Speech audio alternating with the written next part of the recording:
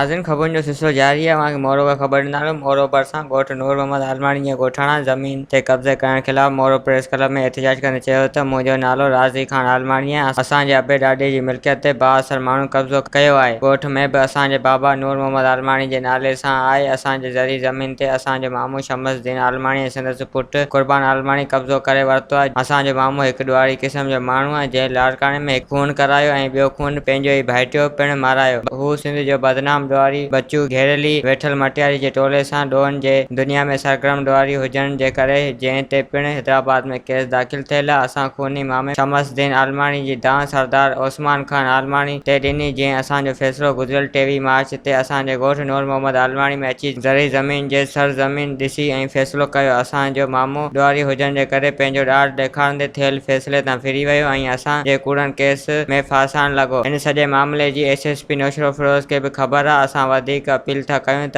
IG Sindh ऐं DIG शहीद बिनिज़ाबाद खे त नोटिस वठी अणधुणी जांच करे असांजी ज़री ज़मीन ते थियल कब्ज़ो ख़त्म करायो वञे। वधीक ख़बरनि ऐं तफ़सील जे लाइ विज़िट कयो असांजी वेबसाइट awamiNewsHD.com ऐं ॾिसंदा रहो अवामी न्यूज़ HD।